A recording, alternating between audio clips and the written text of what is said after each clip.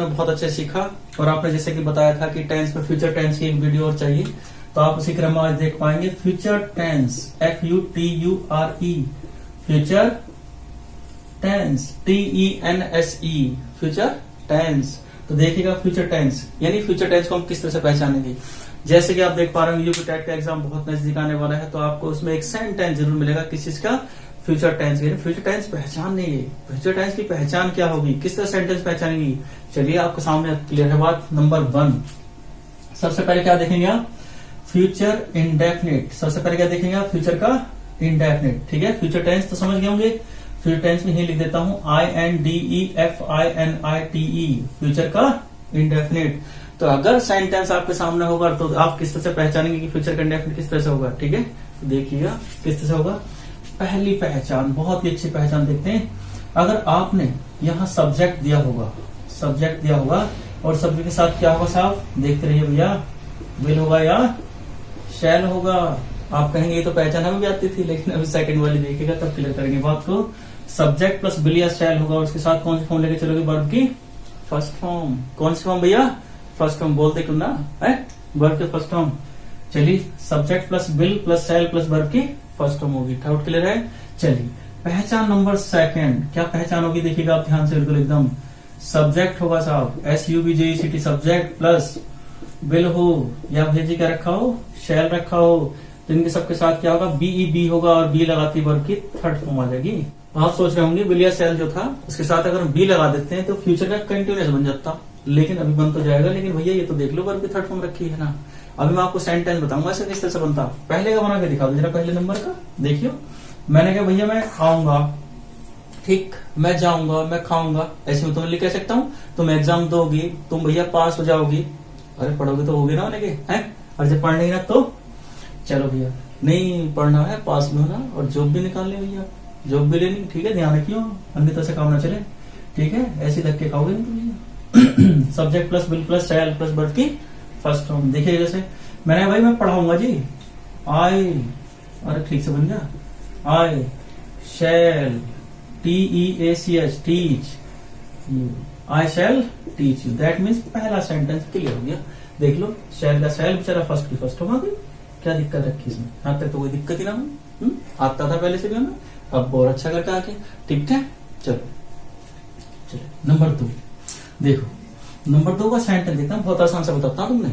अगर आप शीशे को तो जानते होंगे, शीशे को बोलते हैं मिरर, MIRROR, मिरर। मिरर मतलब होता है कौन सा वाला शीशा, दर्पण, मुंह देखने वाला। तो मिरर, अब पता क्या होगा, अगर आप मिरर को उल्टा सीधा डाल देंगे कहीं पैसे करके, तो हम क्या बोलते हैं भैया ऐसा मत रखो, ऐसे मिरर यानी शीशा टूट जाएगा, शीशा टूट जाएगा। तो ये बताइए जरा, शीशा टूटने के बारे में क्या करें, शीशा टूट जाएगा तो कहाँ पर भैया इसमें सब्जेक्ट है, मतलब तोड़ने वाले का पता दूर दूर तक पता है, कहाँ पता लग रहा बताओ, नहीं पता लग रहा ना। तो मैंने क्या कहा, शीशा टूट जाएगा, दैट मीन्स पैसिव वॉइस वाली बात आ गई। लेकिन टेंस कौन सा होगा, फ्यूचर का इंडेफिनिट होगा, याद रखने वाली बात है, ध्यान रखिए। तो कैसे बनाऊंगा देखो, mirror will be, BROKEN, mirror will be broken. तो मिरर विल बी ब्रोकन। मैं समझता हूँ वीडियो क्लियर हो गई, ये वाली चीज क्लियर हो गई आपके पास। यानी फ्यूचर का इंडेफिनिट पकड़ में आ गया। क्या पहचान बने, केवल सब्जेक्ट होगा, विल होगा, शैल होगा या फिर वर्ब की फर्स्ट फॉर्म होगी। इन सबके साथ वर्ब की फर्स्ट फॉर्म होगी। सब्जेक्ट के साथ विल होगा, शैल होगा, साथ में क्या होगा, BEB होगा प्लस वर्ब की थर्ड फॉर्म होगी। दैट मीन्स फ्यूचर का इंडेफिनिट तुम समझ पा रहे हो ध्यान से। ठीक है, अच्छा चलो अब आता है नंबर 2। देखना जरा फ्यूचर का CONTINUOUS क्या है, फ्यूचर का कंटिन्यूस। अब फ्यूचर कंटिन्यूस में देखते हैं मुझे क्या होता है। देखो कंटिन्यू मतलब जारी काम होगा, लेकिन हमें इस बात से कोई मतलब नहीं, हिंदी की पहचान होती है, इंग्लिश में पहचान होनी चाहिए, क्योंकि एग्जाम हमसे इंग्लिश में पूछता है, कोई बात ध्यान है ना। तो देखो जरा सा, सब्जेक्ट क्या पहचान इसकी भैया जी, सब्जेक्ट होगा, साथ में क्या होगा भैया, विल होगा या शैल होगा और साथ में होगा BEB। अब तुम करे तो पहली वाली पहचान होली, अरे पहली ना भैया, देख तो लागे थोड़ी सा, इसमें क्या होगा, ING होगा, जैसे मैंने लास्ट वीडियो में बताया था। अगर कभी भी कंटिन्यू वाली बात हो, काम जारी हो, तो याद रखो हमें से क्या आएगा, ING जुड़ा होगा, ध्यान रखना। लेकिन हर जगह ING का मतलब कंटिन्यू ना होता काम। अगर सेंटेंस में वर्ब की फर्स्ट में ING शुरू में आ जा या लास्ट में आ जाए, बीच में आ जाए, कुछ इस तरह करके बिना हेल्पिंग वर्ब की, तो भैया वो नाउन का काम करेगी। फिर किसका काम करेगी, नाउन का। नाउन को दो शब्द में कहते हैं चिरण, GERUND। तो ध्यान रखिए इस बात का, पूछा गया कई बार एग्जाम वाला। कहूंगा उसके लिए बोलो, वह आ रहा होगा, यानी अभी रास्ते में होगा, आ रहा होगा।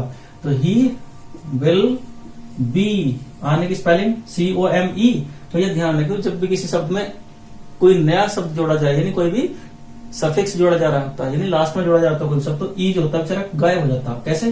जैसे COME था ना, तो ई का आई बना दो, कमिंग। देखो ही विल बी कमिंग, आ रहा होगा वो, अरे आ रहा होगा, देख लो, थोड़ी देर इंतजार कर लो बेचारे का, वह आ रहा होगा। ठीक है, चलिए अब मैं कहता हूं तुम जा रहे होंगे, तो you will be go plus ING, going. ING के बिना काम ना चला भाई, ये ध्यान है। क्यों? इतनी सी भैया इसकी पहचान, और कुछ इसकी पहचान ही ना लो। हो गया तैयार? क्या याद रखो? विल हो, शैल हो, साथ में क्या हो? BE हो, और वर्ब भी फर्स्ट फॉर्म में ING। चलो अब देखो फ्यूचर का आ जाओ भैया परफेक्ट, PERFECT। इस बार बता देना अगर कहीं दिक्कत लग रही हो तो, है ये वो एक्सरसाइज आया तो PERFECT है ना, परफेक्ट भैया, फिर बात होगी। तो देखो कैसे बनाते इसकी पहचान। इसकी भैया दो तरह की पहचान है। पहला पहचान नंबर 1, कोई भी सब्जेक्ट होगा, देखिए भैया जी, SUBJECT सब्जेक्ट, और प्लस क्या होगा? विल होगा या शैल होगा। अब एक बात का ध्यान रखना भैया, यहां से यहां लगेगा हैव, HAVE हैव। क्या लगेंगे हम यहाँ पे? हैव लगाएंगे। चलो इसे एच को ठीक से बना दो बेचारा, ये तो डांस कर रहा था नहीं।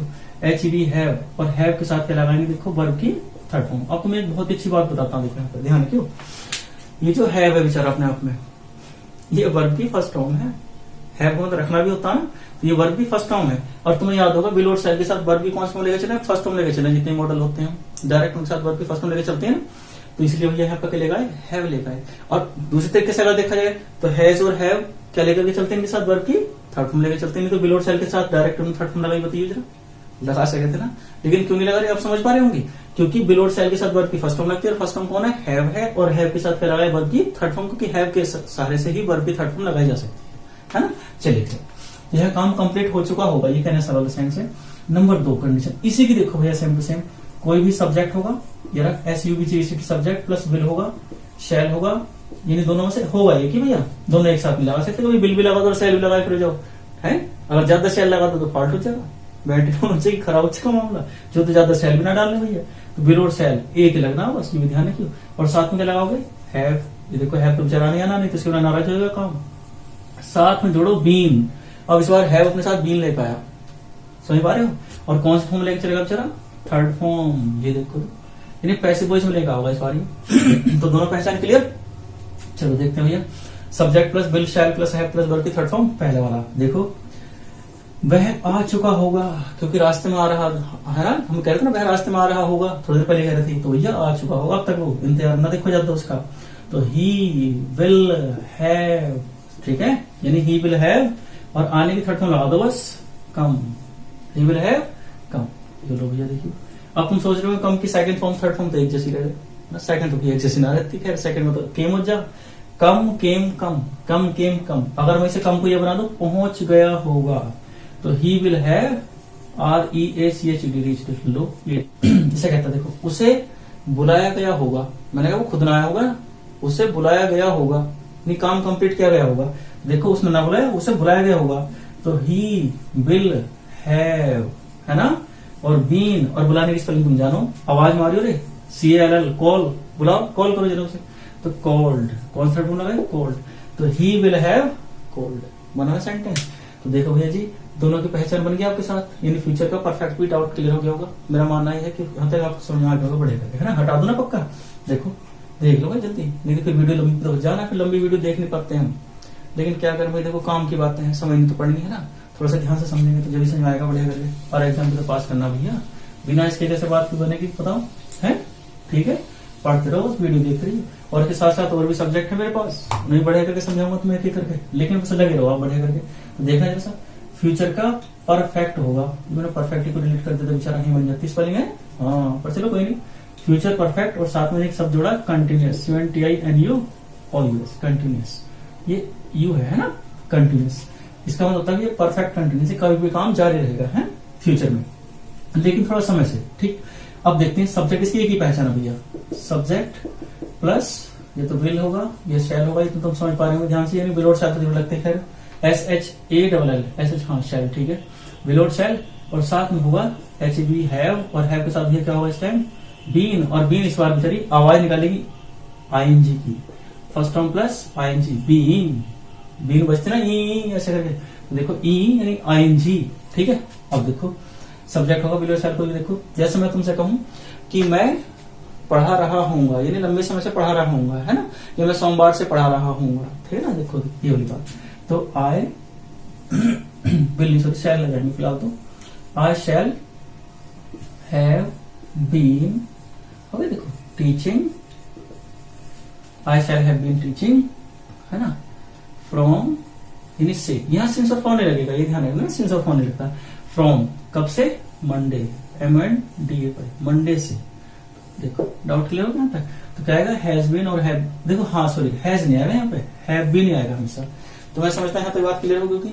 चलो एक बार फिर से बता दूं कि हमने क्या क्या देख लिया। टेंस की हमने 3 तरह की वीडियो देख ली है। प्रेजेंट का जो टेंस था वो हमने अलग वीडियो में देखा, पास्ट वाले सेंटेंस हमने अलग वीडियो में देखे, और फ्यूचर वाले हमने इस वीडियो में देख ली।